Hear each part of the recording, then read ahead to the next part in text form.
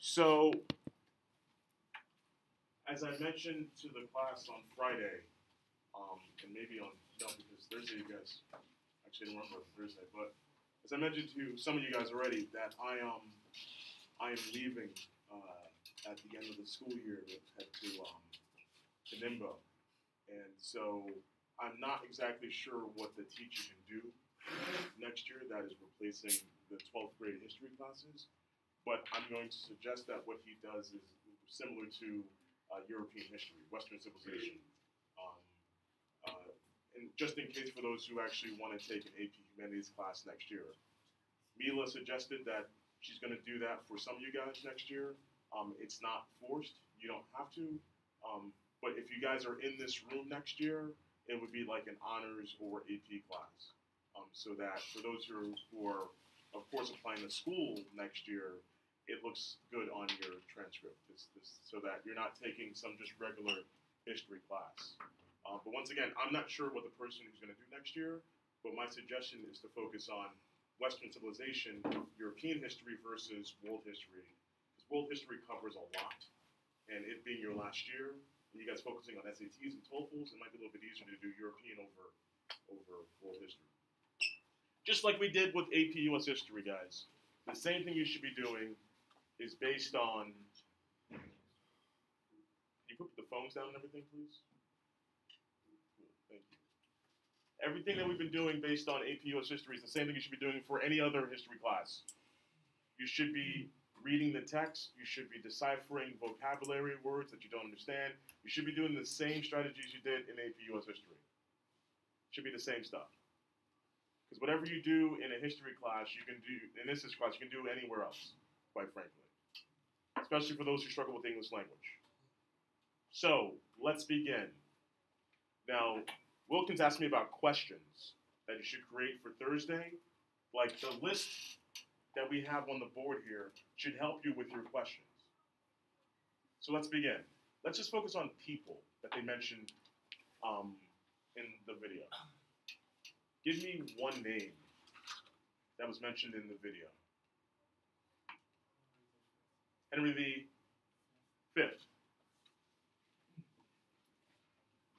Now, it's one thing to say Henry V, but the problem is that name is common. It's very common. Do you know what country he's associated with? England, thank you. Okay, who else? Yes.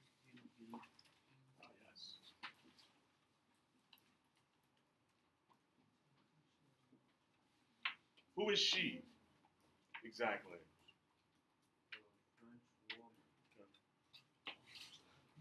Yes, that's true. She's a French woman. Yeah. Yeah.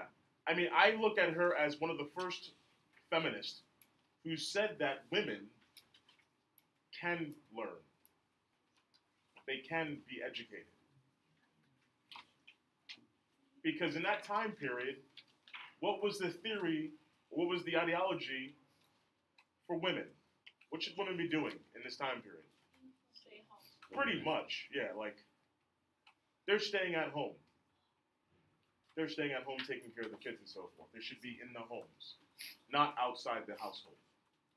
Who else? Francisco G. whatever.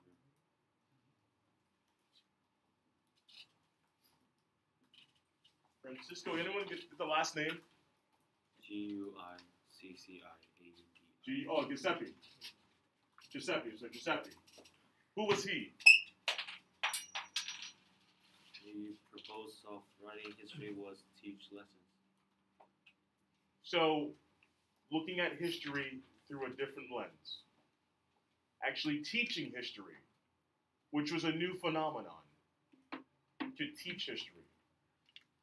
Not only to people who had money and means, but to be able to teach people exactly history. Who else? Martin Luther. And please do not mistake in him for who? Yeah, exactly. Two different people completely. Two different people completely. Who was he?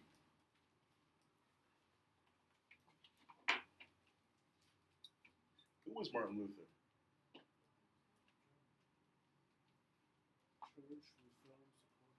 Church reform. Matter of fact, he is such a key figure in reform that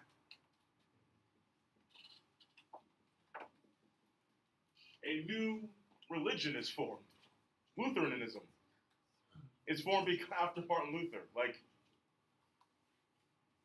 the crazy thing about Martin Luther is this. He never wanted to create a new religion. His main focus is on Catholic Church reform. Like, he would be opposed to this. He just wants to reform the Catholic Church. Does anyone know why he wants to reform the church? I'm sorry, say that again? Corruption, yeah. Like, the Catholic Church at this time, in his mind, was very corrupt. Does anyone know why they were so corrupt during this time period?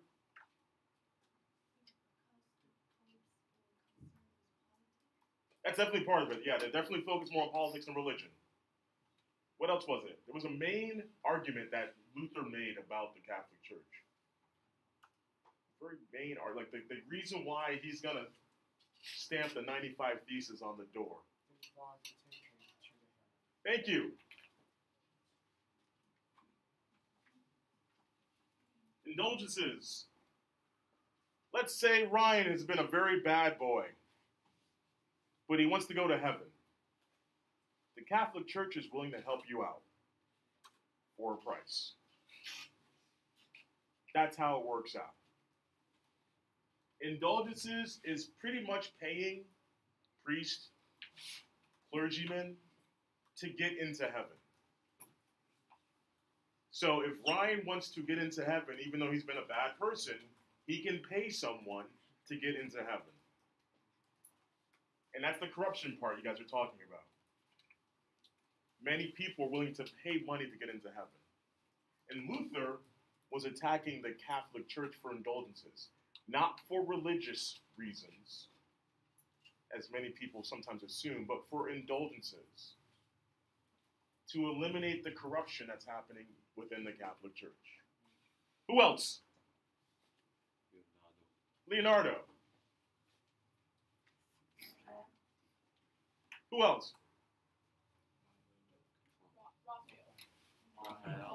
Michelangelo. Raphael. Especially if you guys are fans of the Ninja Turtles, like that's how I remember all the yeah, Leonardo, Donatello, Raphael, Michelangelo, the Ninja Turtles. Like that. Who else?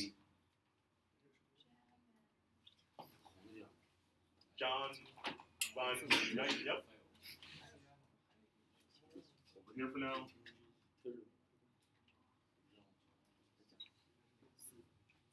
Who else?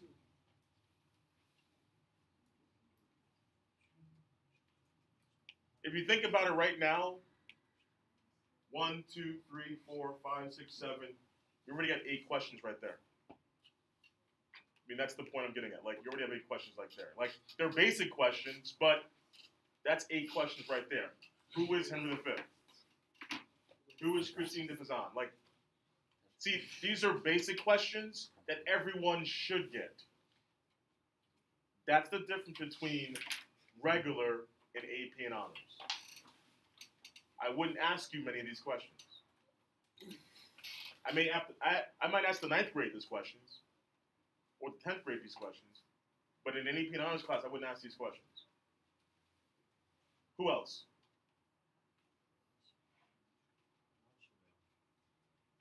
Oh, Machiavelli. Yeah, Machiavelli.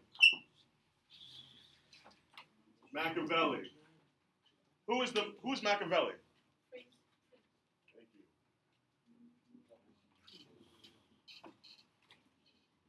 The Prince. What was The Prince exactly? What was The Prince all about? Showing how to acquire or keep political power. Yes. In order to maintain your power, you have to do things that might go against your morals and ethics. There's a term, or there's a phrase, the ends justify the means. So in order to help your people out, sometimes you have to do some dirty things. And so Machiavelli is a guide to helping leaders maintain their power. Sometimes you go against your morals. Trust me, there will be some difficult decisions to be made in your lives, and sometimes they may go against your morality. There was a situation that happened to me probably 6 years ago. I was a broke college kid. I was in a PhD program. I was broke. Like, I had no money in my wallet, in my pocket, everything. And the SATs were happening on my campus. And one of my students came to me. Now, what we did was this. We had a 2-day SAT because our kids needed extra time, so we broke it up into 2 separate days. And a student came up to me right before the exam and said this: I will give you $1,000 if I can use my phone to take pictures of the questions for tomorrow. 10,000. So 6,000 RMB. 10,000. 10,000. No, she said it's only 1,000. She only gave me, yeah. She only talked about 1,000. She. Yeah. Yes. She. Yes. That didn't make a difference. It was she or he. Like, and there was a moment. I said to myself, why not? Like, dude, I don't care. Like, it's like $1,000 at that time for me would have been like I would have been like, yeah, let's go get lobster. Like, like. And there was a moment. There was like a nanosecond when I was like, yeah, why not, right? And then like everything about education kind of sunk in, and I just like, and I told her honestly, listen, I really want to take your money, but I know that this is a bad idea. And so then she doubled it.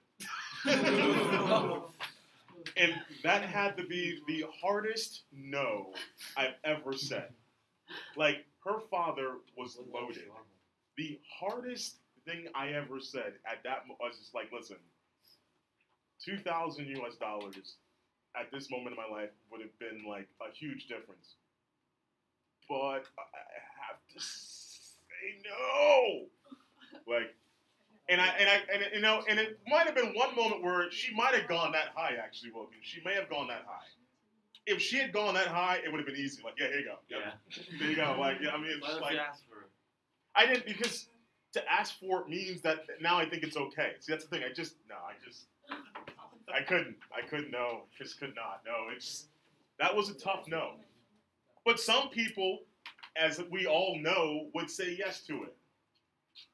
We hear about Hong Kong and Korea, and clearly proctors have said yes. So, once again, everyone's different, but the prince is supposed to be a guide to help people pretty much get the best out of the situation they're in. And sometimes that means doing something that's immoral. Who else can we say here? Anyone else? Gutenberg, yes. Gutenberg. Why is that? Who is he and why is he important?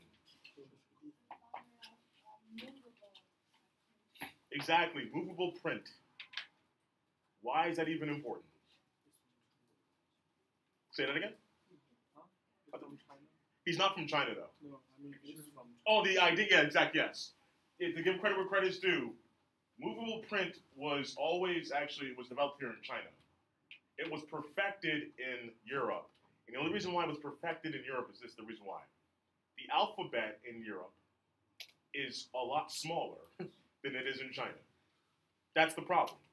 Can you imagine how many characters you need in Chinese? So it's easier in Europe because 25, 26 letters compared to how many characters in China. So it's a lot easier in Europe. So they perfected movable print. But why is that important? Why is Gutenberg such an important person in this time period? What does he do? What is his effect? So you can now produce books at a cheaper rate. So the common people can get the Bible, for example. You have to realize, before the press, how did you get a copy of any book? Right. You had one person write it for you. You know how much money that would cost an individual to pay for one person to write a book for you? Imagine the complete works of William Shakespeare written. That would cost you a lot of money. The printing press makes it easier. So another idea, the printing press makes it easier to now purchase books. What door does that open up for people? Education, yeah. Now common individuals can read books. Anyone else? Anyone else we can talk about?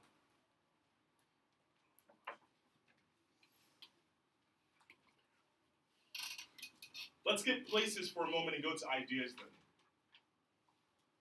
Lutheranism, indulgences, the printing press, any other ideas come about? Humanism. What is that? Exactly. Forget about religion as a course of understanding the world around you. Humanism is beginning to look at history, mathematics, logic, reasoning, poetry, art. Colleges in America require you take, I think, up to like 30 credits, 10 classes of history or math or science or English, driven by this humanism idea. What other ideas can we talk about? E-state. E-S-T-A-T-E-S. Oh, state. What is that all about? The traditional triple division of human society. Oh, yeah, exactly. Yeah. So this is social stratification. Anyone know what social stratification is all about? Social stratification. Yeah, it's about hierarchy. Who's at the top? Nobles. Nobles. Who's right below them? The peasants and townspeople. Townspeople and peasants make up about, what, 90% of... 85. Yeah, 85 to 90%. So that means 10% of the people control pretty much most of the wealth in society. Those 10% of the people are the reasons why what major event happened.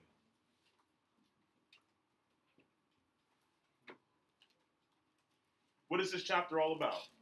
The Renaissance. Yeah. What was the Renaissance? Give me in one word. What's the Renaissance? Rebirth. Yeah. What was reborn? Is my question. My nickname back in high school was the Phoenix. It was, yeah. That's why I have a tattoo. Your WeChat. Yeah, my WeChat, St. Phoenix, right? Why? It was the only word I got right on a vocab test back in middle school. Yeah, I suck at vocabulary. Like, I took an IQ test years ago, and like I scored high in certain areas. My lowest area, vocabulary. So Phoenix, I got this tattoo to remind me that nobody's perfect. So yeah. So rebirth.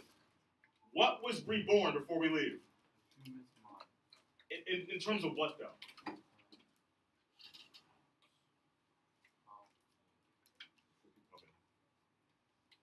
What was reborn? What ideas are going to be reborn? Greece. Thank you. The Greeks and Rome. These ideas will come back to life after what major horrific event happened in Europe and also the known world? Black Death. All right? So we'll start up with that tomorrow. Okay? Actually, no, you won't actually. Do something else. But Wednesday, all right? You guys take care. No, there'll be something you guys are doing a test tomorrow. Not like it's, we're doing an assessment tomorrow. Everyone is doing an assessment tomorrow, yeah. What assessment? It's just to see your skills, that's all. It's not graded. Can we just like leave it blank? If you leave it blank, then it's going to affect exactly what place you're going to be in next year. What? It will affect your placement. Policeman. So don't take it lightly. Please do not. Why do you do this? I'm looking at this one. Whatever. Hold on.